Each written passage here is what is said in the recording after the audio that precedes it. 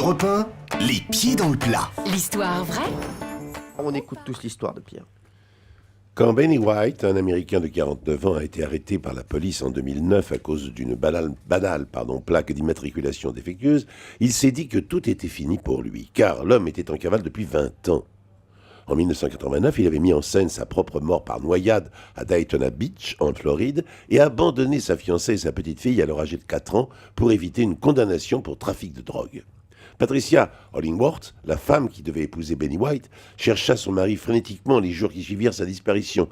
Au bout d'un moment, elle dut néanmoins admettre la terrible vérité. L'homme qu'elle aimait, le père de son enfant, était très certainement mort.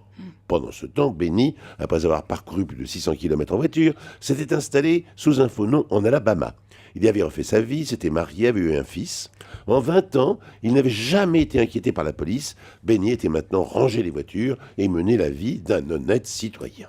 Et maintenant, à cause d'une simple plaque d'immatriculation, tout menaçait de s'effondrer, car la police n'allait pas tarder à découvrir sa véritable identité et donc à prendre connaissance de son implication dans un trafic de drogue. C'est d'ailleurs Benny lui-même qui a fini par tout avouer. Un des policiers qui a procédé à son interrogatoire a déclaré « C'est comme s'il était fatigué de courir ». Il a été très très vite d'ailleurs à se reposer en prison. Sombre affaire. C'est le commentaire que je peux faire aujourd'hui sur Europe 1. C'est une sombre affaire que vient de nous raconter Pierre Bellemare. Fabien Grand-Corps Malade, est-ce qu'on y croit? Pas du tout. Pas du tout. Ah, mais pas du tout. Géraldine Nakache. Si, d'accord, pourquoi pas. D'accord. Elle est partante sur l'histoire. Convaincu. D'accord. Jean-Luc Lemoine. Moi, je suis Géraldine. D'accord. Enfin, je suis pas Géraldine, je la suis. D'accord, voilà. très bien. Pierre Bellemare, est-ce que vous croyez à votre histoire? Pas un instant. Valérie Benaïm. Oui, moi j'y crois parce qu'on entend parfois des histoires de double vie comme ça. Et alors là, en l'occurrence, en plus de la double vie, c'est un malfrat. Pourquoi pas? Soyons fous. Moi j'y crois, mais je pense qu'il a rajouté la drogue pour le plaisir, si je peux dire. Je pensais qu'il a rajouté un petit truc, Ah Pierre ouais, Bellemare. vous savez combien je suis drogué là. Non, on mange pas de ce pain-là, hein, bien entendu. Edith, non d'ailleurs c'est Marlène, oui merci, parce que je voulais faire jouer ma mère. Elle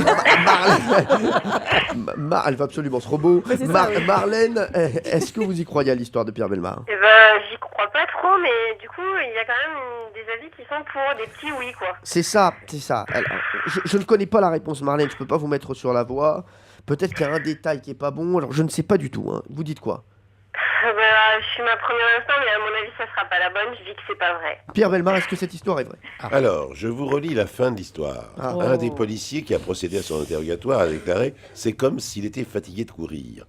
Et je vous ai dit, il a très vite connu le repos derrière les barreaux. Alors voici maintenant la vraie fin. Les policiers lui apprirent alors qu'il s'était fatigué pour rien. Il n'y avait jamais eu de charge contre lui.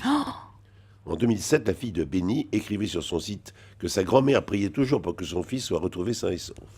Voilà. Donc, Eh bien, en c'est fait, gagné. Donc elle a il ne gagné. risquait strictement rien. Il avait fait tout ça pour rien. C'est gagné, Marlène.